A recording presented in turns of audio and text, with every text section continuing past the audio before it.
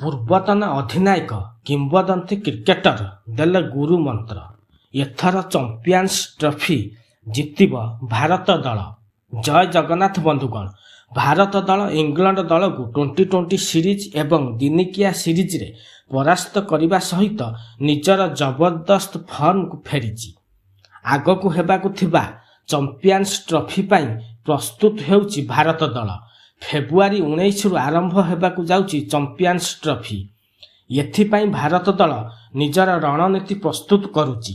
ବନ୍ଧୁଗଣ, ଆପଣମାନେ ଯଦି ଆମ ଚ୍ୟାନେଲରେ ନୂଆ ଅଛନ୍ତି ତାହେଲେ ଆମ ଚ୍ୟାନେଲକୁ ସବସ୍କ୍ରାଇବ୍ କରିଦେବେ ଏବଂ ବେଲ୍ ଆଇକନକୁ ଦବେଇ ଦେବେ। ଭାରତ ଦଳ ଚାମ୍ପିୟନ୍ସ ଟ୍ରଫିରେ ପ୍ରଥମ ମ୍ୟାଚ୍ ବାଂଲାଦେଶ ସହିତ ଖେଳିବ। ଏଥିପାଇଁ ଦଳର ରଣନୀତି ପ୍ରସ୍ତୁତ କରିବା ନିହାତି ଜରୁରୀ। ଇଂଲଣ୍ଡ ଦଳକୁ ଜବରଦସ୍ତ ଫର୍ମରେ ରହି ପରାସ୍ତ କରିବା ପରେ ଚାମ୍ପିୟନ୍ସ ଟ୍ରଫିରେ ଏହିଭଳି ଦମଦାର ଖେଳ ଖେଳିବ ବୋଲି ସମସ୍ତ କ୍ରିକେଟ ପ୍ରେମୀ ଏବଂ କିମ୍ବଦନ୍ତୀ କ୍ରିକେଟରମାନେ ଆଶା ଉଜ୍ଜୀବିତ କରି ବସି ରହିଛନ୍ତି। ଏହା ଭିତରେ ଭାରତ ଦଳକୁ ଗୁରୁ ମନ୍ତ୍ର ମିଳିଛି। ପୂର୍ବତନ ଅଧିନାୟକ କିମ୍ବଦନ୍ତୀ କ୍ରିକେଟର ଭାରତ ଦଳକୁ ଦେଇଛନ୍ତି ଗୁରୁ ମନ୍ତ୍ର।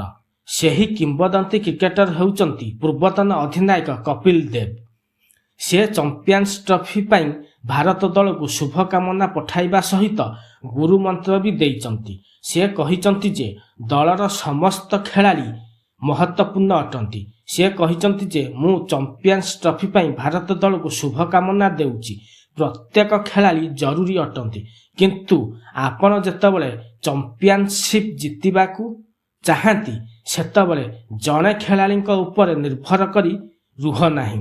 ଚାମ୍ପିୟନସିପ୍ ଜିତିବା ସମ୍ପୂର୍ଣ୍ଣ ଦଳ ଉପରେ ନିର୍ଭର କରେ। ଏହା ଭିତରେ ଭାରତ ଦଳର number 1 bowler Jasprit Bumrah champions trophy ପାଇଁ ଦଳ ସହିତ ନାହାନ୍ତି। ବୁମରା ଅଷ୍ଟ୍ରେଲିଆ ବିପକ୍ଷରେ ଟେଷ୍ଟ ସିରିଜରେ ଆହତ ହୋଇଥିଲେ, ତେଣୁ ସେ ଏପର୍ଯ୍ୟନ୍ତ ଫିଟ୍ ହୋଇନାହାନ୍ତି।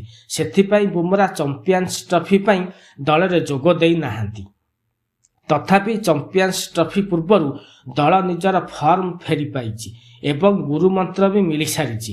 ତେଣୁ ଏଥର ଚାମ୍ପିୟନ୍ସ ଟ୍ରଫି ନିଶ୍ଚୟ ଜିତିବ ଭାରତ ଦଳ। ବନ୍ଧୁଗଣ, ଆପଣମାନଙ୍କୁ କ'ଣ ଲାଗୁଛି? ଭାରତ ଦଳ ଚାମ୍ପିୟନ୍ସ ଟ୍ରଫି ଜିତିବ ନା ନାହିଁ? କମେଣ୍ଟ ବକ୍ସରେ ନିଜର ମତ ଦିଅନ୍ତୁ।